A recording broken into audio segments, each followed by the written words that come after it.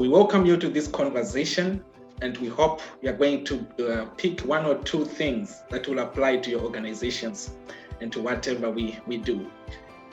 So thank you so much for being here. I will hand over to Mr. Nobel to start today's session. All right, thank you, Doc. Good day, everybody. My name is in this cohort. I'm actually glad you guys are here. And I'm so honored for you guys to make time to be with us. So without wasting much of the time, I'm going to introduce our guest today. His name is Julian Chender. He's an OD practitioner in USA. Julian, he holds a master's in OD. Julian has been in the field for almost a decade now, and he sat on the board of trustees of the OD network, where he founded the Emerging Practitioners Program, a networking group for OD professionals.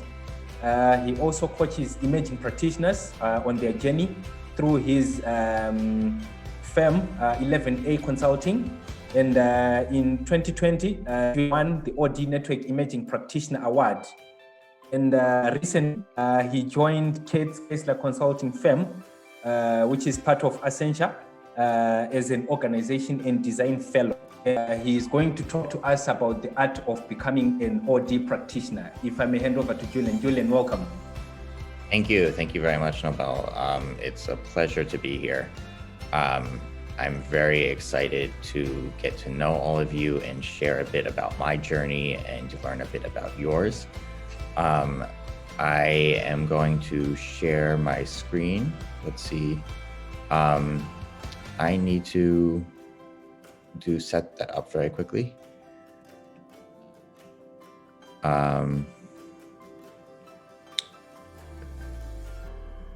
Excuse me, please hold on one second.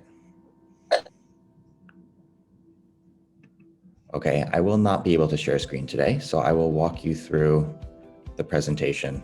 It was only a handful of slides. I will send it around though for Nobel to distribute later. But I can do that for you, Julian. Okay, great, thank you.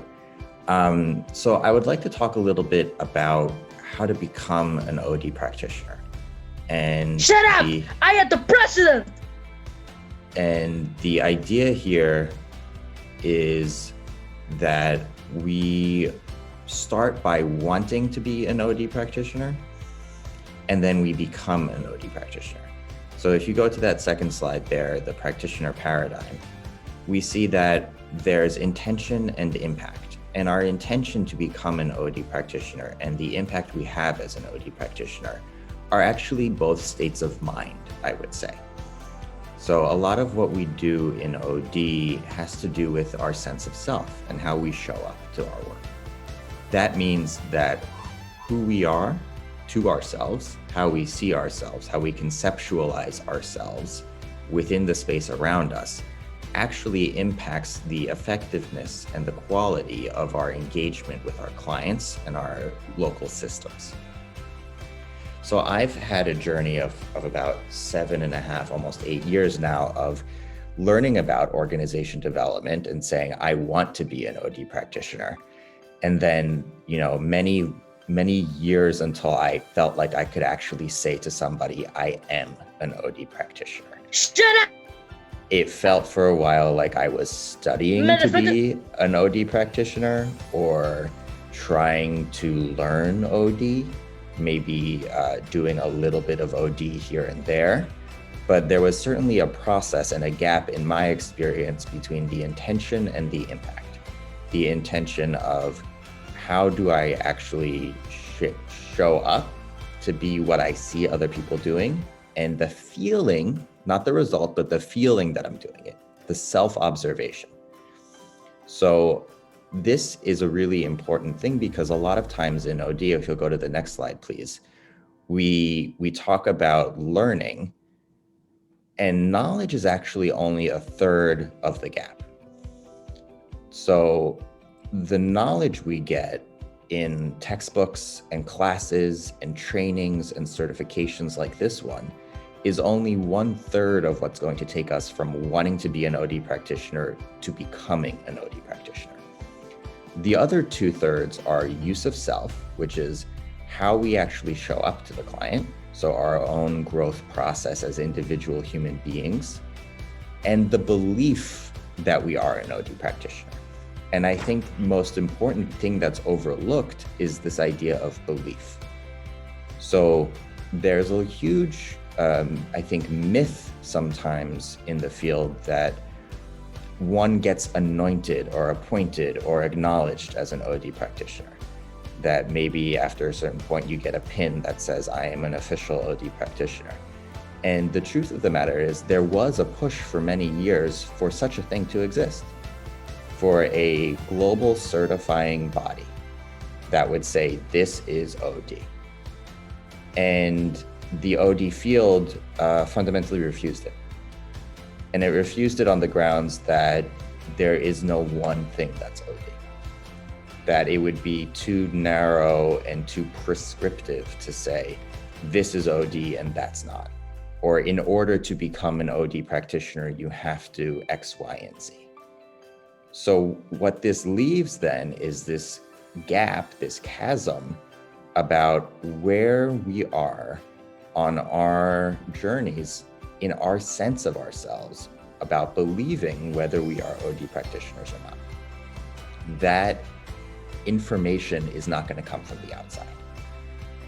And to be quite honest, in my experience, the time that I became an OD practitioner was the time that I believed I was, happened before I got any recognition from the OD network as such.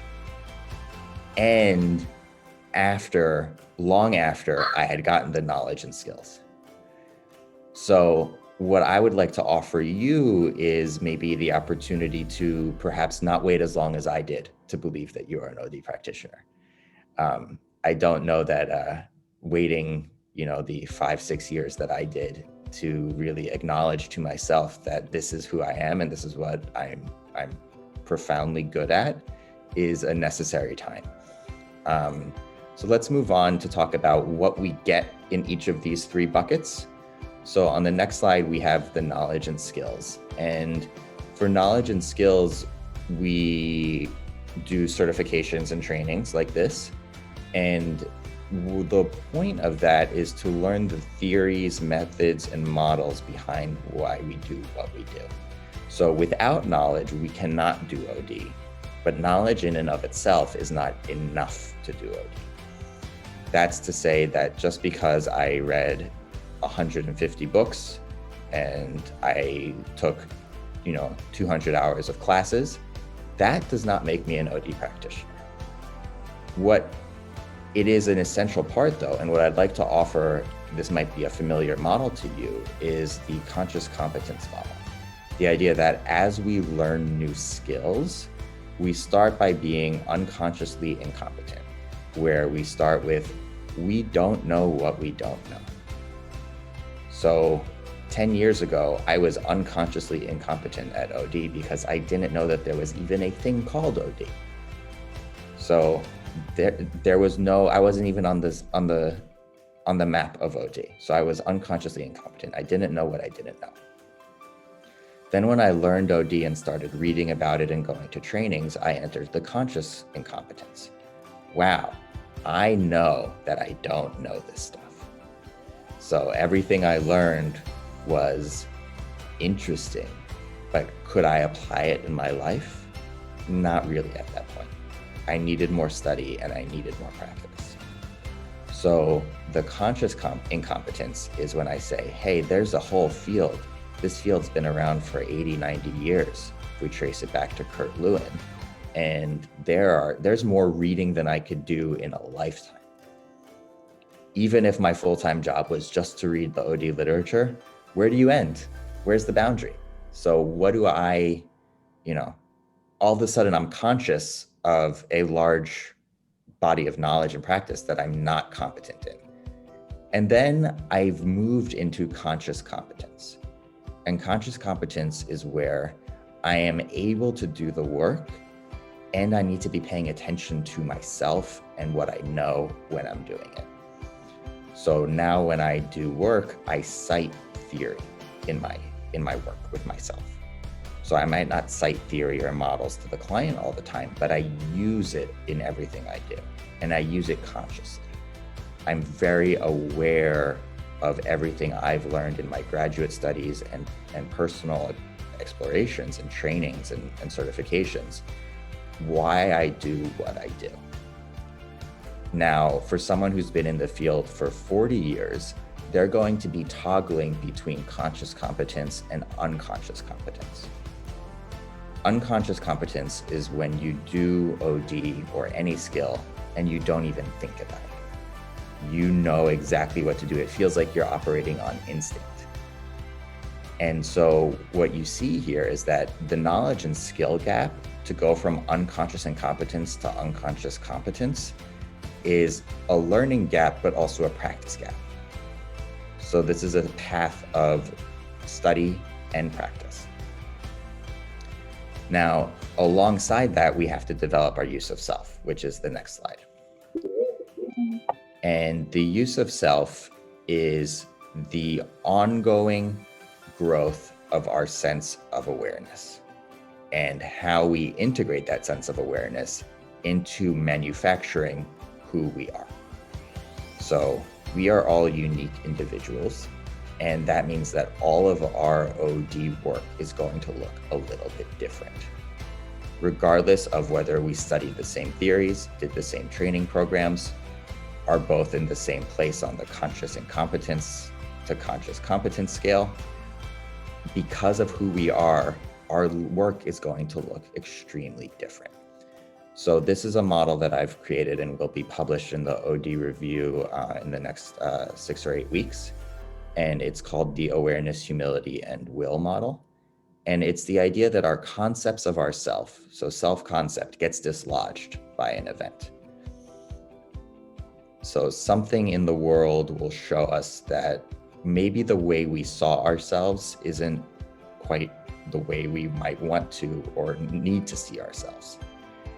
Then we have the choice about whether we enter into a process of awareness of this, the humility to accept it, and the will to do something about it, to actually make a change in who we are and how we behave. And this, in my experience, is a process of use of self in incredible self-development. And it can happen extremely quickly in a client situation where the client's reaction dislodges a bit about your self-concept, or it can happen over 40 or 50 years where something happens to you when you're growing up and you work that through as you get older and you become more aware of it, you take it in through the humility, and you develop the will to change the way you behave as a result of that event. The model is not as important as the idea that we are always growing as human beings, and that continued self-growth is an essential 1/3 of our path to becoming and being and embodying our roles as OD practitioners. So now, what does it mean to actually embody the role? So we'll go over to the next slide and think about, what does it mean to become an OD practitioner? Now, anyone can create a website and say, I am an OD practitioner. So great, let's do it. That's all we need. If that's all we need, that's all we need. But that's not enough, because we need to believe in truth that we are. And the question I found, and with a lot of my colleagues here in North America, is this idea that we are never quite enough of what we think we should be. And I'm not sure if that's sort of culturally unique to North America, or if that would apply to Central and Northern Africa as well. But there's a feeling here in doing our OD training that there's always so much more and we always have further to go. So my question to myself when I started to see that dynamic was, how do I actually stand in my body and like breathe into my body and live into myself as an OD practitioner, knowing that I am where I am on my journey. Yes, there's till I die, I will be studying, because that's part of the beauty of OD. Is it provides lifelong learning. Accountancy is, you can only go so far, but OD will forever be interesting in my mind. So what does it actually take to step into ourselves as OD practitioners? And what I found in my experience, and we'll sort of do an exercise in a minute to display this, is that I had many contact and withdrawal episodes, cycles with being an OD practitioner. Moments where I felt like, yes, this is me, I am doing it, I'm an OD practitioner, I feel confident in myself, and then a moment later where it's like, nope, that didn't happen. So I step into it and I step out of it. And then I step back into it maybe a month later, and then I step out of it maybe 2 minutes later. So seeing if I can maybe grow my capacity to stay with being an OD practitioner. And the idea here is that being an OD practitioner requires a certain responsibility in my mind. And it requires the actual embodying of being an OD practitioner is part of embodying our own personal power. We are, as agents of change, the instruments that we use. We are our own tools, techniques. The theory is nothing without the people to implement it. So what I like to think of is that walking the path to embodying oneself as an OD practitioner is really a path of claiming your personal power. And so what I've done is worked on a lot of historical, emotional drawbacks that have kept me from doing that, and still am doing that. And I'd like to do an exercise with you now that will require us to find about 6 feet of area where we can walk and still hear me while I'm talking. So you need sort of a straight line walking. We're going to do a little embodied exercise here with the idea that we're embodying being an OD practitioner. So if everyone could find a way to stand up and still hear me and be able to take a couple of steps, that would be really wonderful. Okay.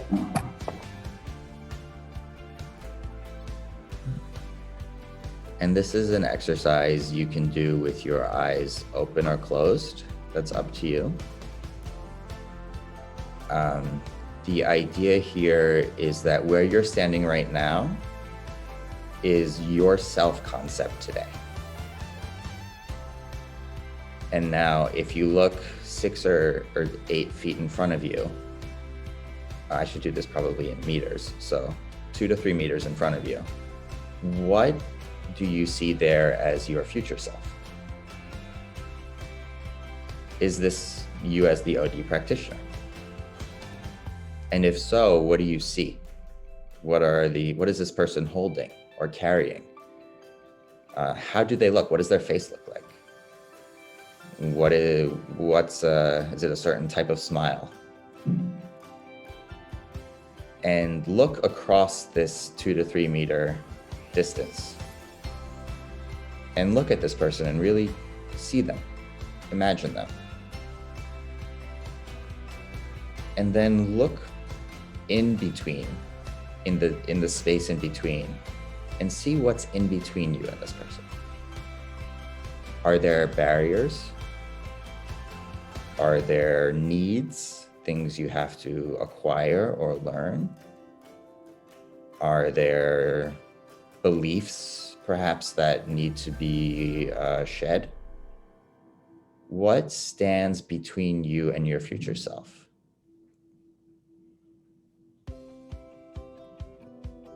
And now I would invite you, if you're so willing, to take a couple steps forward as far as you'd like to go. The idea here that we're going to approach and potentially make contact with this future self. So you go as far as you can, and then you withdraw back when you need to. And as you move forward, what changes in your body? So some people changed, I'm looking on the camera, some people changed the way their heads look. Their stance is changing. What's changing and why? What's moving for you? So think about that. What information are you getting from this experience in your body? What is the space telling you? And as you approach your future self, what is that saying to you?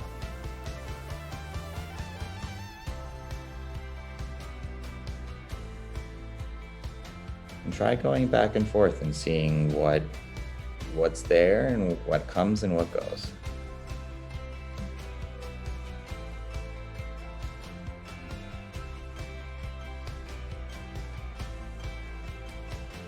Okay, so that's the exercise. We've now made contact and withdrawal with our future self and gotten some information, so we can sit back down.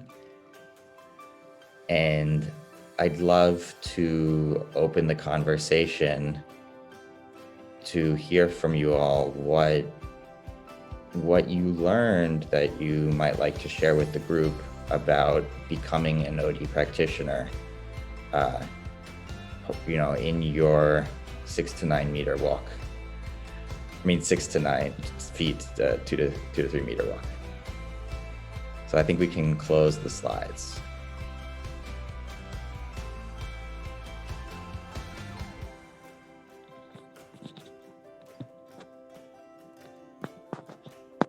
Thank you so much for that exercise. I'll go first. From where I was standing to the 2 to 3 meters, I was projecting myself. I could face a lot of resistance because there are a lot of stuff that was in front of me here.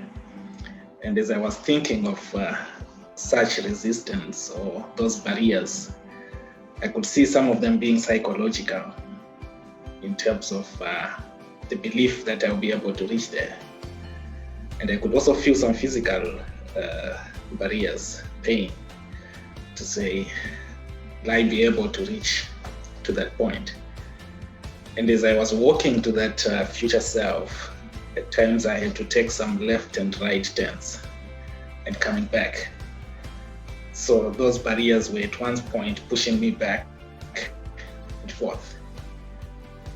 But I believe the major barrier I had was the psychological, to say, will I be able to reach there?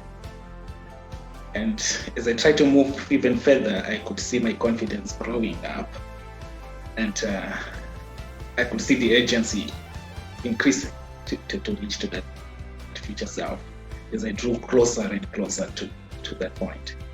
But when we started, the psychological and the physical barriers were so much. That's what was happening. Thank you for sharing that. I have something to share, if that's fine. Can you hear me?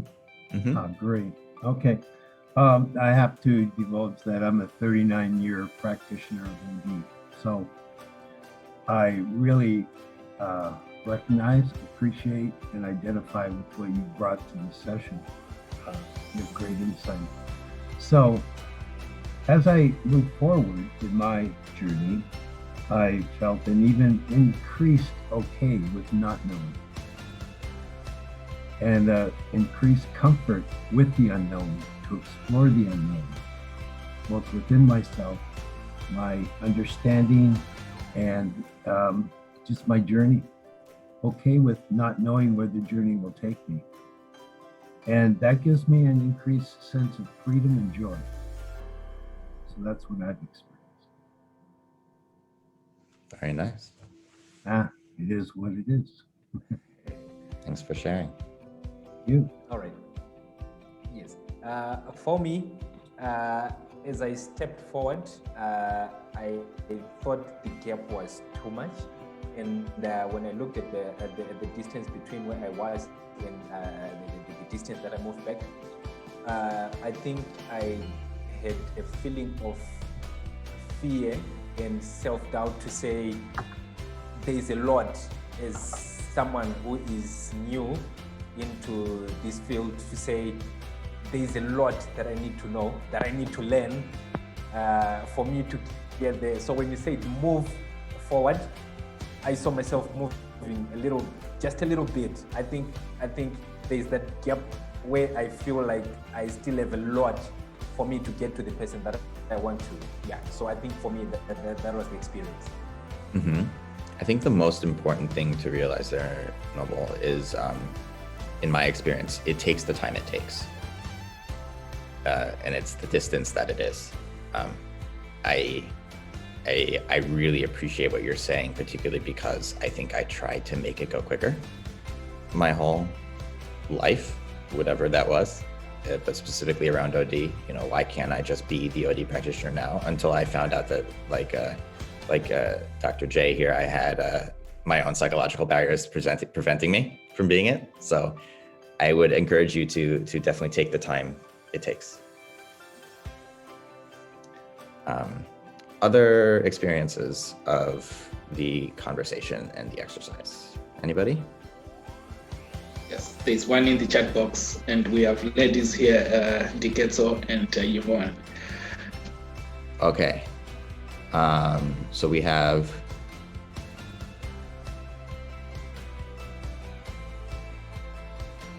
doubt from the societal setbacks of laughing.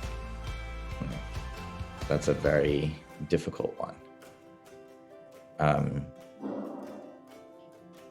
I think what that says to me most importantly, if I were to reflect on that in my limited experience, is the importance of having communities like the one we're in right now, where people understand what we're doing, because to everyone else, it might be just pretty weird, you know, bizarre even.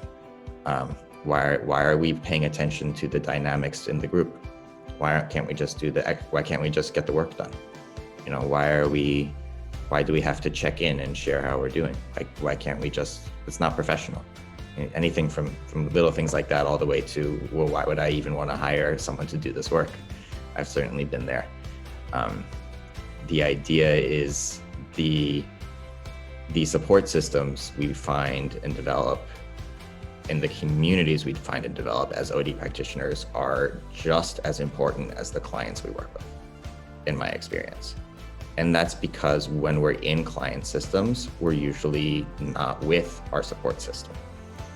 So it's like you have to go back to your house and have a dinner and sleep every day after work.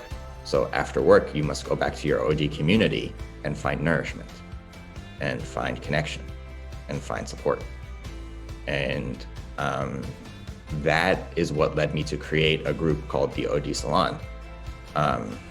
And it is at odsalon.org, and it is simply for that reason. I started it just as actually a couple people going out for some beers after work to chat about OD and what's going on in our lives and careers. And it turned into what is now a mailing list of about 400 people, mostly in the US, but we're expanding more and more globally. So that would be there wasn't that space for me, which is why I created it. So you're welcome to join that, and you're welcome to also start your own space where you are and use COLD as a space, however that's possible. So I would encourage you to foster the types of nourishment that you need to really pay attention to your own support systems. I think when I started graduate school, the first month of graduate school was about nothing about OD theory. It was about how do you build your support system for the next 2 years of graduate school. And, you know, do you have a partner? Do you have a family? Do you have roommates in your apartment? Do you have friends you can call? And then now within your classmates, who is going to be your partner so that you can call them when you need to talk through something? and who is going to be your study friend, so you can go and write your papers together and share your edits. And that was such an important learning for me, and I think applies to any field, but particularly OD, because in doing OD, we go out into these foreign environments on the margins. We're not part of these systems usually. And we do what we do using ourselves, and it's a very us. We're not quite connected, but we're not quite disconnected. We're apart and apart. And so to find something where we can feel connected and whole with a community, I have found to be tremendously important.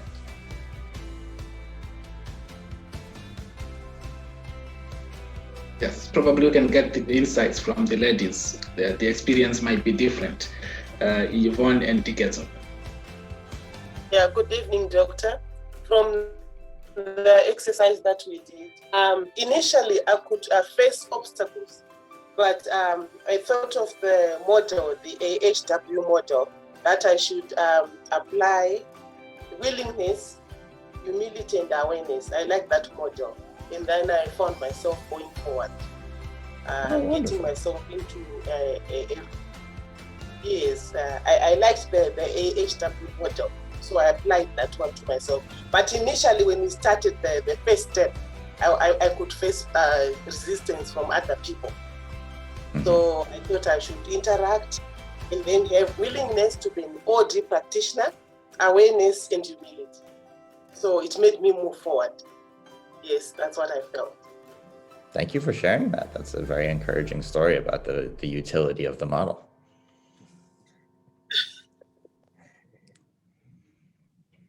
Yes. Well, from where I stood, as I moved away, there was a lot of uncertainty as I tried to find a place to put my foot. But as soon as I was able to find my place, I was able to feel comfortable, and the things that were surrounding me that were sort of reflecting, giving me resistance, I was able to find my position. And as you said, we move forward. I moved forward with so much ease, and I was able to focus. I could see myself seeing the OD me, and being able to see where I am. You know, there wasn't that much resistance because now I knew the process. Yes. Beautiful. Beautiful. I'm so glad to hear that.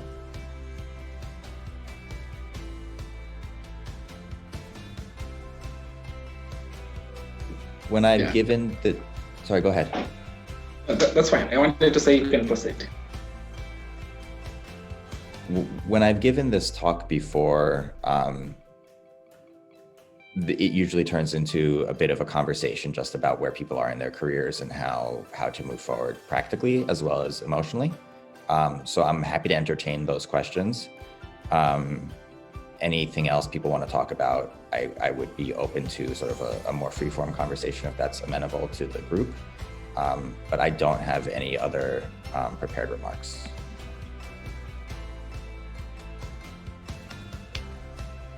I would like to just, I don't know if it's to add or it's to explore. The point about validation of being an OD practitioner, and you had mentioned, I believe, that somehow it comes from a structured OD organization. Like they've said, oh, you're a OD consultant.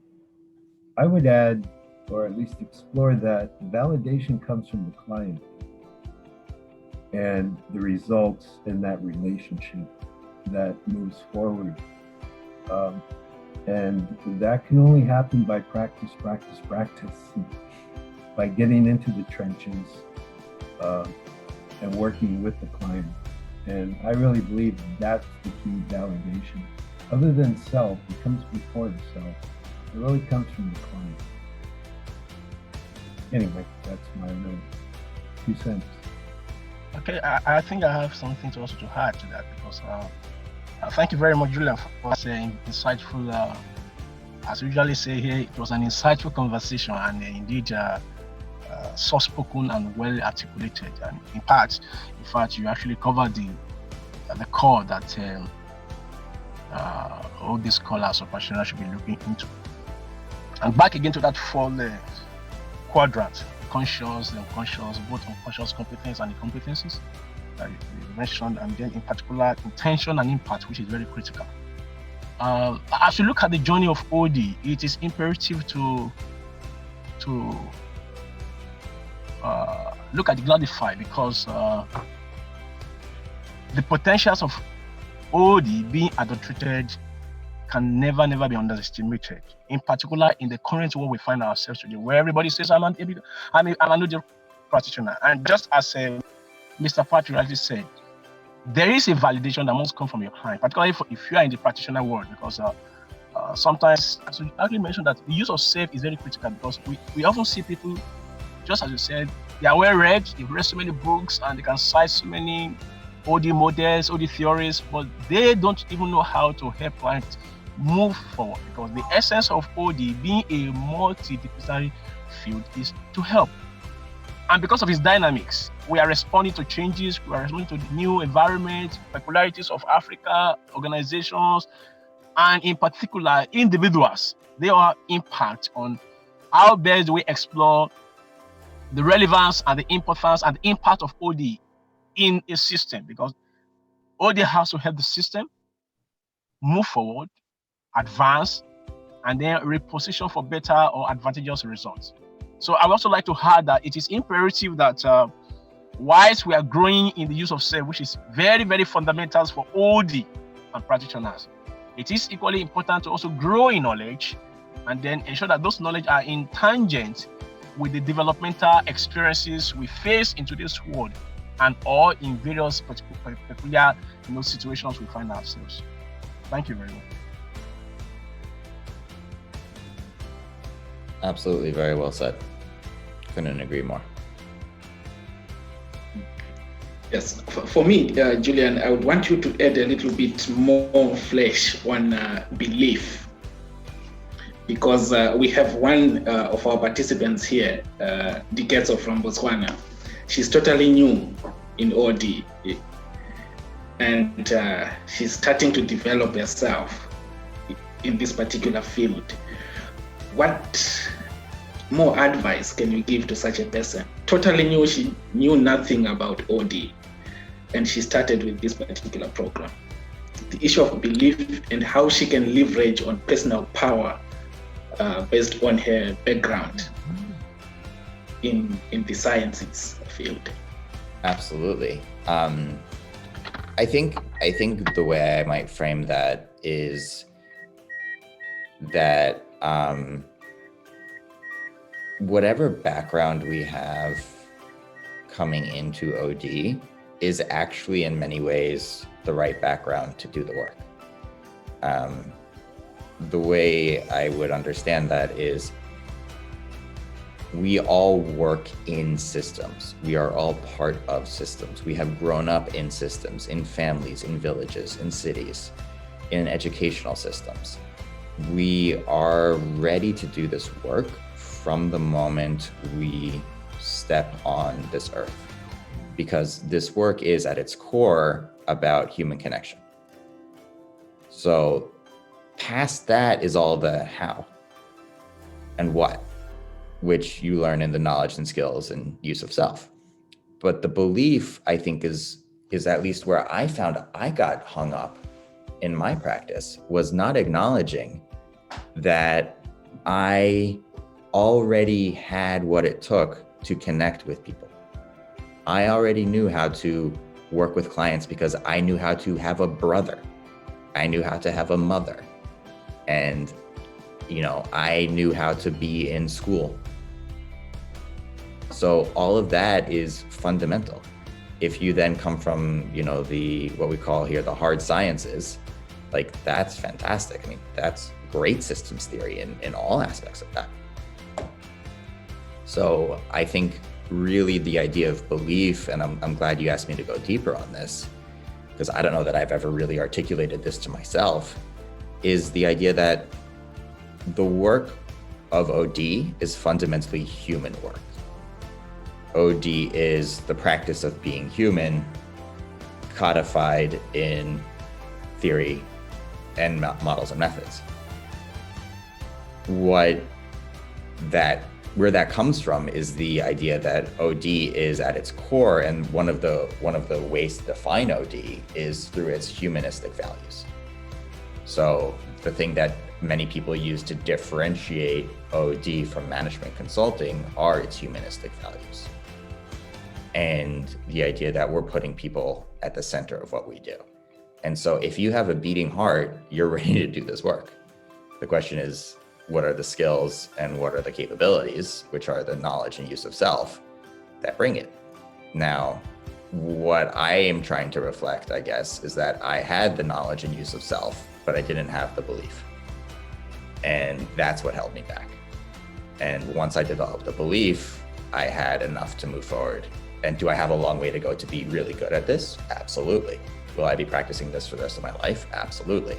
However, not seeing at the beginning that as a human being, I'm fundamentally prepared for this path, left me struggling for longer than I needed to.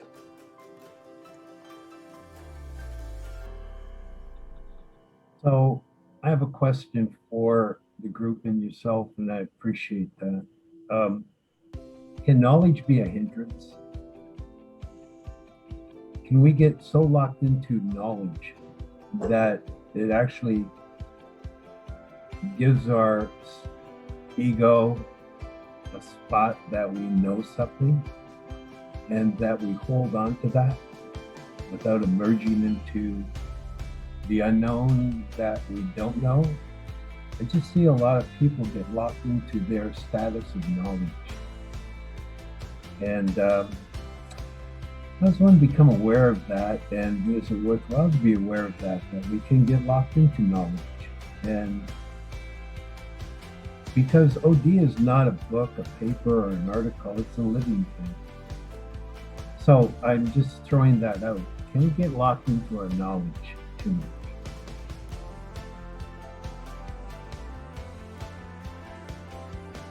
Any thoughts?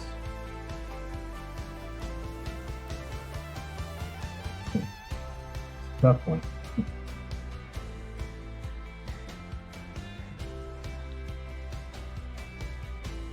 All right, maybe I can try to take that one.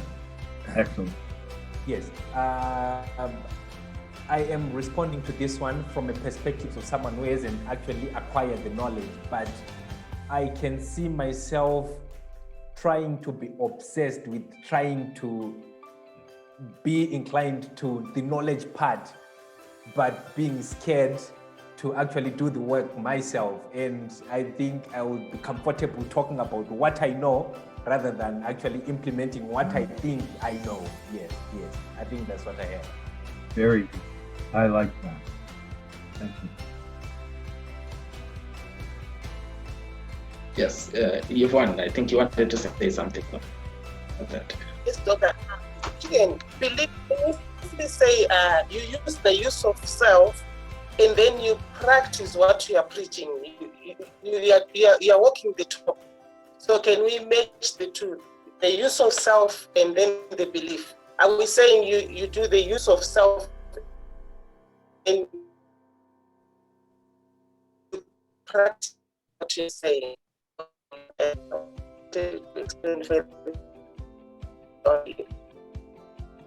Julian?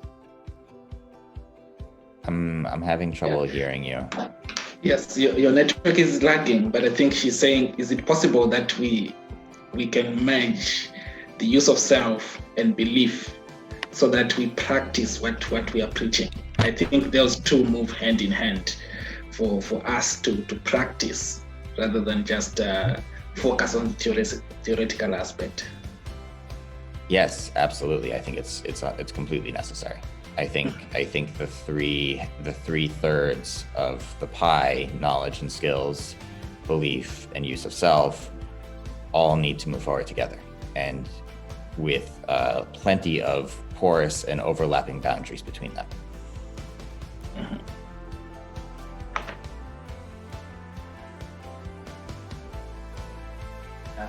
Maybe I have another one for Julian. Julian? Yes. When we're talking about that chart with knowledge, skills, use of self, and belief, I think some of these other two, they are learned behaviors. I don't know if I'm using the right term, but when it comes to issue of belief now, it's something else, especially for some of us who are actually coming into the field, like from the financial services, which is different background altogether, and maybe some are coming from the hardcore science. Yes. So how do you get to have that belief to actually say, I think I can do this as an OD practitioner? Yeah, I mean, that's the conversation we have to have with ourselves. And I think that is the crux of what I'm hoping to leave you with, is that belief is fundamentally a choice. And on what you judge your willingness to believe is up to you. So for me, it was, I didn't have a definition of what I needed in order to believe I was an OD practitioner. One of the things suggested here today is validation from the client. I think it goes before that personally, which is to believe that we have the innate human capabilities to do the work. And then, okay, now I have to learn how to do it from the knowledge, and I have to practice through the use of self. But the belief is, I think, the fundamental, almost, I would suggest it be the first step, and part of what actually has to be here if you even show up to this session this evening. Just being here, you already believe a little bit, otherwise you wouldn't be here.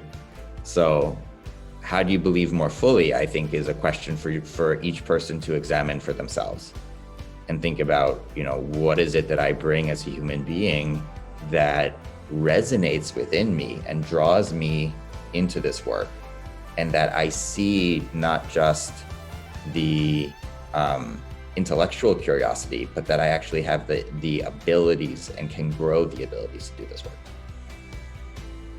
If I believed that I was bad at math, I would not become an accountant. And I think what I'm offering here is that we must believe that we are good human beings in order to be OD practitioners.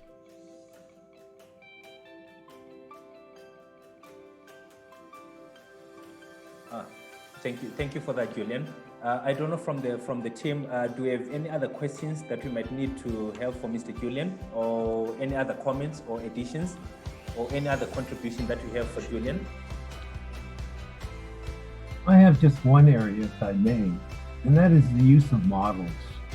I see so many OD somewhat practitioners, they get their model out, or they build a model, and then they try to fit the organization into the model.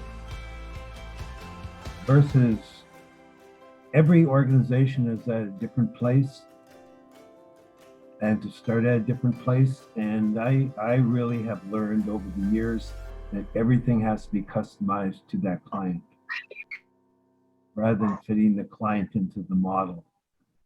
That is easy, marketable, and everybody tries to market their model, and I have the answer. So any comments or thoughts about the use of models and fitting the organization into that model?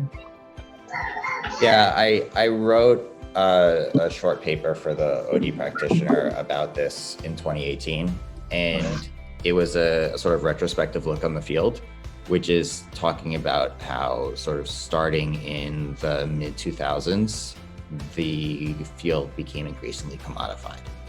That as it became more popular, in order for people to distinguish themselves, they needed something to be known by. And so in an increasingly competitive market, we look for distinguishing factors. and models became those distinguishing factors. Yeah. And then what they could do is build training programs and ways of practice and actually entire businesses based on a single model, which, if you look at all the models across the board, are all fundamentally pretty similar.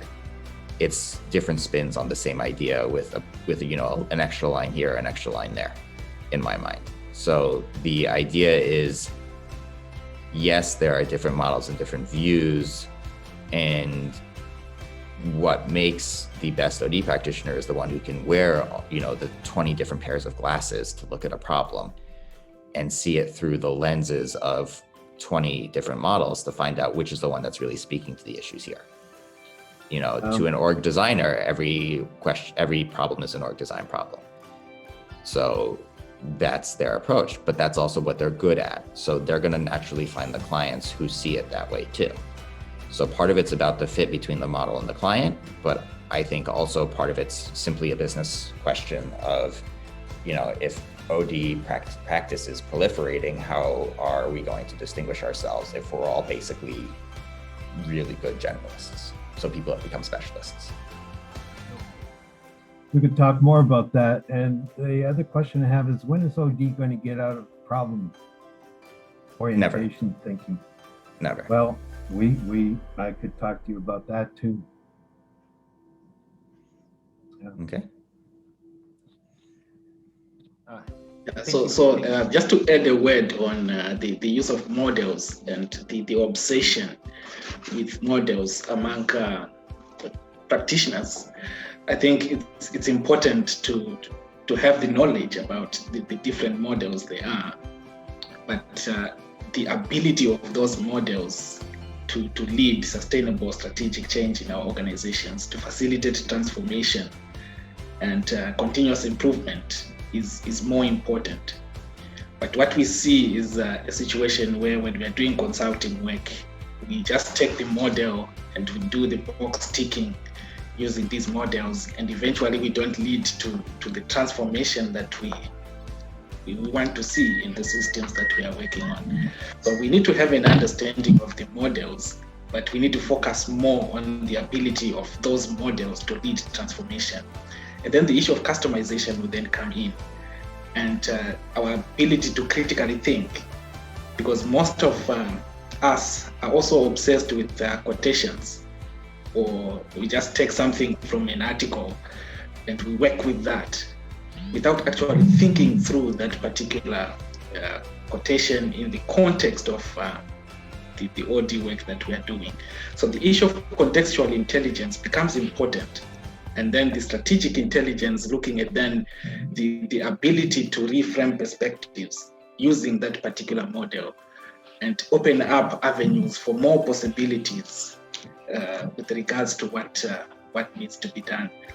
And I think that leads to the question that Mr. Patrick is asking with regards to the problem focus. Oh, sorry. In OD. Can I have the voice, sir? Can I have the voice, Doc? Yes. Okay. I have been so curious lately to find out why is OD not gaining so much relevance in Africa. Let me tell you one truth. When you tell anybody that I am an OD practitioner, the next language they will call you is, you mean you are a management consultant? Or they will tell that, okay, do you mean you are an HR consultant? Because they believe that OD consultants are management consultants. And management consultants are OD consultants. And 80% of OD consultants or HR consultants are HR consultants or practitioners. And now, I see two extremisms. The first one is I see those who have the models, but not able to contextualize them, as you rightly mentioned, to meet the peculiarities and system and needs of the clients. And then you have those who are obsessed with the title, I am just a consultant. They don't have any model they're working with. So they get into the system, copy and paste, they are paid huge money, the client is not seeing any results. So, but I have been able to get a very good clarity from your point that, okay, we need to balance the two. you have the model, you contextualize, and you solve the phase problem. Permit me again if I'm asking this question again from Julian, because it is very prevalent in Africa. And I align myself with the question Mr. Patrick is asking. Where will OD get out of it? Because you see, OD hijack. I use that word hijack. I don't want to use the word adulterated, but hijacked by HR. And sometimes limiting the scope and model. Why I say this? Because I'm a practitioner. And I have seen clients or corporations in so many corporations in Africa suffering. Why are they suffering? They are suffering from missing diets. The diet of OD is missing in some of these consultants or consultancy projects. So by not adding them to helping them grow, they remain stagnant as corporation, because the person that is claiming to be an OD consultant or OD practitioner doesn't even understand the models of OD. So he brings in a little of the HR that he knows, and he's stuck. And that's where the company also gets it, because they believe so much in those such consultants. So, Julian, how do we begin to filter the originality of OD and its fundamentals from all these adulterations, fakings, misleading practices that we find around us? Thank you so much. I think that is a much deeper conversation than we have time for, as I'm afraid I do have to depart. But I would just let you know you're not alone in the frustration. That's something I think shared globally. But fundamentally, OD has never been good at marketing itself. And in my mind has missed the boat in many ways. So we have a long path ahead of us of, I think in some ways, my recommendation to the field has been to let go of our uniqueness, but still bring everything that's special going forward. So thank you all so much.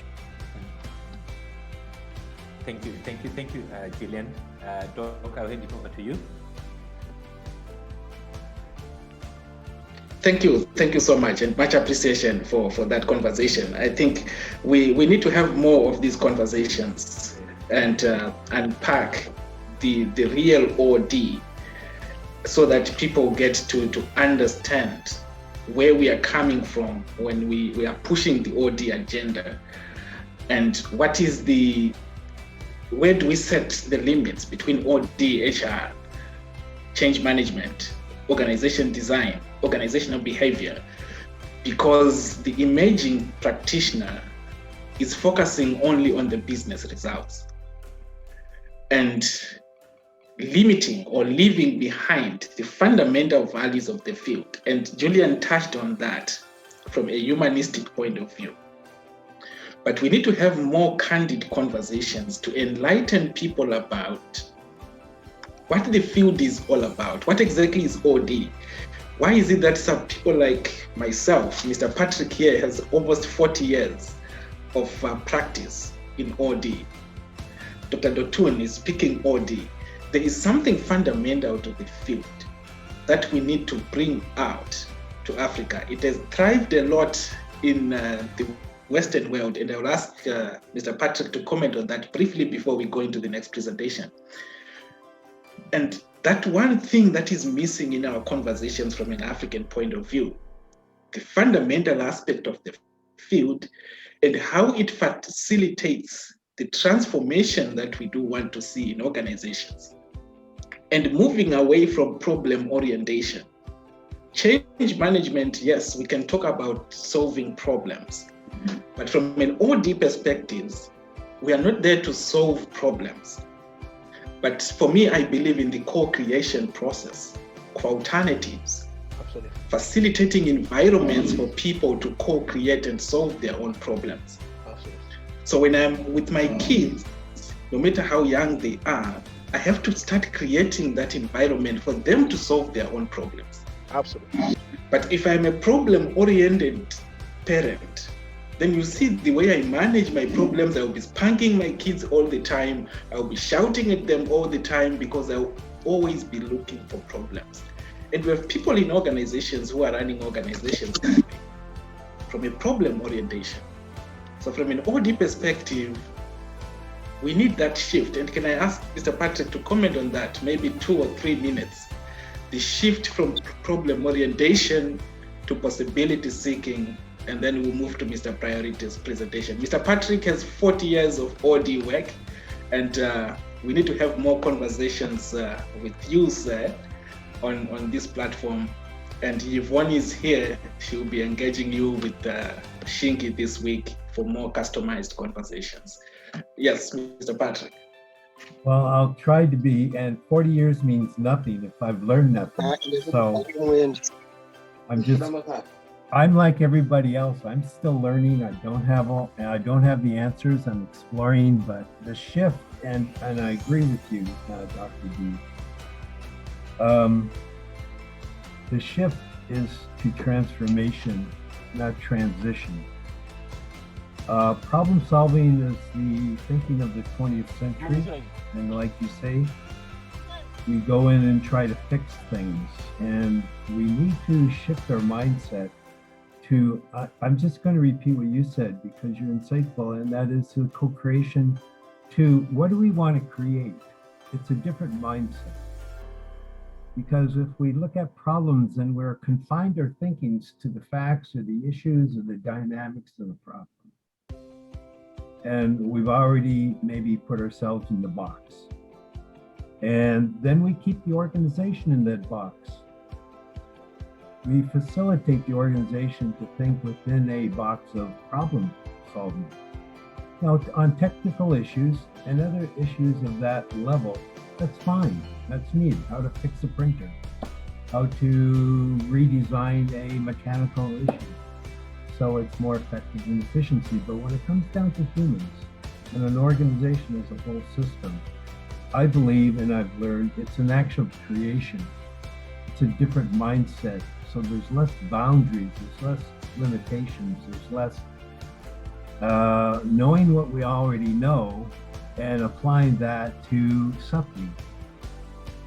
We need to challenge ourselves, our beliefs, our assumptions, our perspectives, take in new information, and how do we create and get into the flow of creation so that the organization is constantly emerging, not moving from one static situation to another static situation. This change is rapid and complex. So organizations, what I call emergent organizations, continually have to emerge. And how to design an organization systems, but actually that frame of mind that we explore the unknown, we experiment, and we constantly create. And that's all I got to say about that right now. Thank you for that. Thank you. We'll need to schedule another conversation on that. And also, I like the fact that you said we can't manage people. But in most organizations, we have managers managing people. Yeah. And we need to have a conversation on that to move our mindsets towards thinking that if I'm a manager, I manage people. And shifting from that 20th century thinking to actually the emergent organization. So we need to have a conversation on that when we have time.